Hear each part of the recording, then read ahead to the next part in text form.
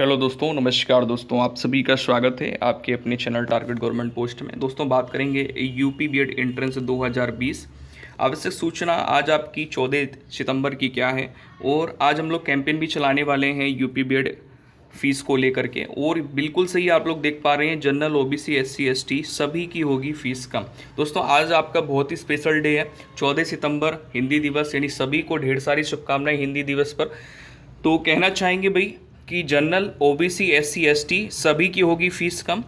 तो यहाँ पर ये जो न्यूज़ अपडेट है बहुत इंपॉर्टेंट है आप सभी लोगों के लिए।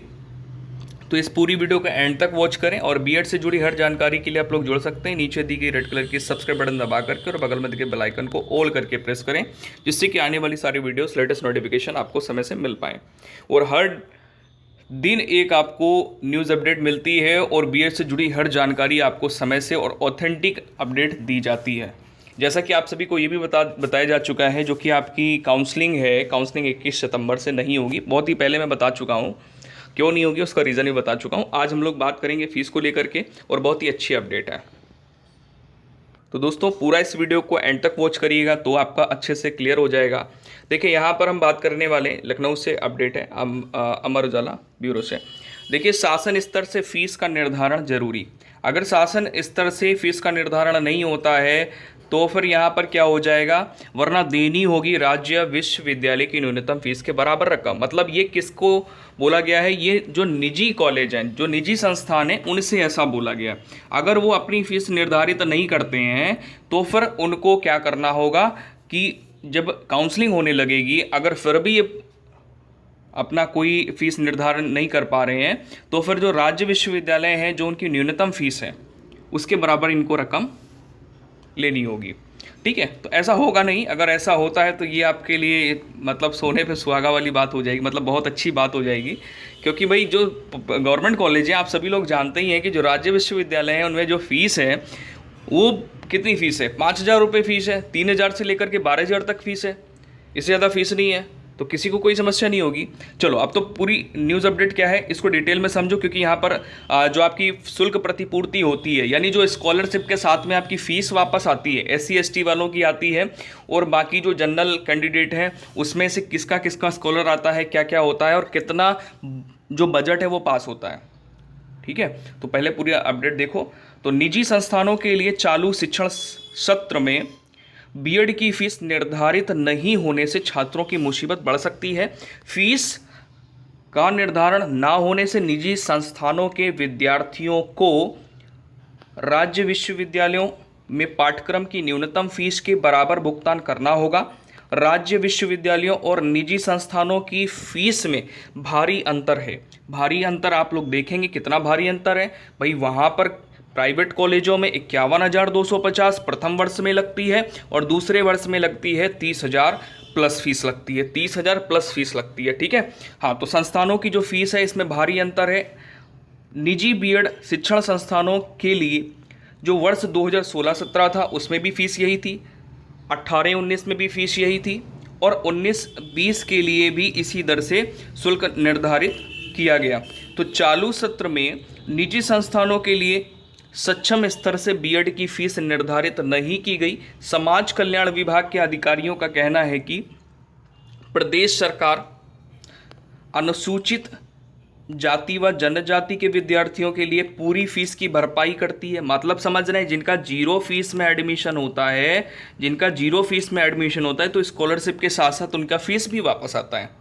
वो सभी के साथ ऐसा नहीं होता है, कुछ स्टूडेंट ऐसे होते हैं जो एलिजिबल होते हैं उसके लिए, उस क्राइटेरिया में आते हैं, तो उनका ही जीरो में फीस में एडमिशन होता है, और इनका जो है शुल्क भरपाई यहाँ पर आपने देखा कि फ़ीस की भरपाई करती है, और ये फ़ीस आप कॉलेज में सबमिट करते हो। जबकि बीएड में अन्य वर्गों के लिए अधिकतम 50,000 रुपये की प्रतिपूर्ति की कैपिंग लगाई गई है। ठीक है, तो ये चीज़ आपको समझनी है। तो इस साल कोरोना संकट के कारण ऑनलाइन क्लासेस ही चल रही हैं, इसलिए प्रदेश सरकार शुल्क भरपाई, समझिएगा, शुल्क भरपाई में कटौती करने पर भी विचार कर रही है। मतलब पहले आपका शुल्क भरपाई पूरा होता था, अब क्या है कि इसमें कटौती की जाएगी। तो इसमें समस्या आ सकती है, जो SC ST वाले जीरो फीस वाले स्टूडेंट थे तो इनको अपनी जेब से भी पैसा लगाना पड़ेगा। ठीक है, क्योंकि भैया यहाँ पर इन्होंने साफ साफ कह दिया है, जो समाज कल्याण विभाग है इनका कहना है इसमें कटौती जो इनकी फीस है, शुल्क भरपाई जो की जाती है, आप यहाँ पर देख रहे हैं कि शुल्क भरपाई में कटौती करने पर विचार भी कर रहे हैं। इसके लिए तर्क है कि ऑनलाइन क्लासेस के जो किए जा रहे हैं इनसे संस्थानों का व्यय भार कम हुआ है। अधिकारियों का कहना है कि 2 अक्टूबर को शुल्क प्रतिपूर्ति की जानी है। अब यहाँ पर क्या है कि जो समाज कल्याण विभाग है इसको शुल्क प्रतिपूर्ति की जानी है, तो इसलिए जो सक्षम स्तर से बीएड में ली जाने वाली फीस का निर्धारण जरूरी है। तो एक ऐसा फीस निर्धारित करना होगा जिससे कि सभी लोग दे पाएँ। ठीक है, तो यहाँ पर ये बात बहुत अच्छी बोली गई है, फीस का निर्धारण जरूरी है, चाहे जो इसकी राशि कम या ज़्यादा हो। तो यहाँ पर कम या ज़्यादा वाली भी बात इन्होंने बोल दी है, क्योंकि किसी भी स्थिति में ये राज्य विश्वविद्यालय में ली जाने वाली फीस से अधिक ही निर्धारित होती है। ठीक है, तो ये बात तो सही है कि जो प्राइवेट कॉलेज में फीस होती है वो राज्य विश्वविद्यालय से ज़्यादा ही होती है, अधिक होती है। तो अनुसूचित जाति की जो छात्रवृत्ति है, शुल्क प्रतिपूर्ति मद का 1/4 बजट, इनको क्या है कि बात यहाँ पर बहुत ध्यान से समझिए, क्योंकि यहाँ पर अब बात हो रही है स्कॉलरशिप और शुल्क प्रतिपूर्ति को लेकर के। तो अनुसूचित जाति की जो छात्रवृत्ति है और शुल्क प्रतिपूर्ति है, तो इसका क्या होता है कि 1/4 बजट बीएड पाठ्यक्रम में दाखिला लेने वाले छात्रों पर व्यय होता है। मतलब 1/4 जो बजट पास होता है इसका 1/4 जो है वो जो बीएड में प्रवेश लेते हैं उन छात्रों पर होता है। तो कुल 2000 करोड़ रुपए के सालाना बजट में से करीब 450 करोड़ रुपए बीएड के विद्यार्थियों को दिया जाता है, जिसमें से सामान्य वर्ग में आवेदन करने वाले पात्र विद्यार्थियों की जो संख्या है करीब, मतलब इन्होंने जो संख्या रखी है वो सामान्य वर्ग के इतने स्टूडेंट की संख्या रखी है, और बाकी SC का नहीं बताया है डेटा, और ST का नहीं बताया, और OBC का नहीं बताया है। ठीक है, और बाकी मैं बताऊंगा कि जो स्कॉलरशिप आती है वो किन किन स्टूडेंट की आती है और कैसे आती है। ठीक है, तो ये अपडेट आपके सामने है, आप लोग देख पा रहे हैं। भाई ऐसा आप लोग ना कहें, मैं सबके साथ में हूँ, सबको एक साथ सही देख रहा हूँ। भाई फीस कम हो, सबके लिए कम हो। ठीक है, ऐसा नहीं कि OBC वाले या जनरल वाले बहुत अमीर हैं, ऐसा कुछ भी नहीं है।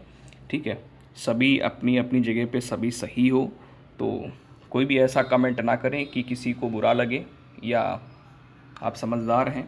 और बाकी कैंपेन के लिए सभी लोग तैयार रहें, 11 बजे कैंपेन ज़रूर चलाएं। ठीक है, तो ये वीडियो आपको समझ में आई होगी। आई होप सारा जो डाउट है आपको वो क्लियर हो गया होगा। बाकी कोई समस्या तो कमेंट सेक्शन में कमेंट करके आप पूछ सकते हो। तो मिलते हैं नेक्स्ट वीडियो में, अपना ख्याल रखें। जय हिंद सभी को।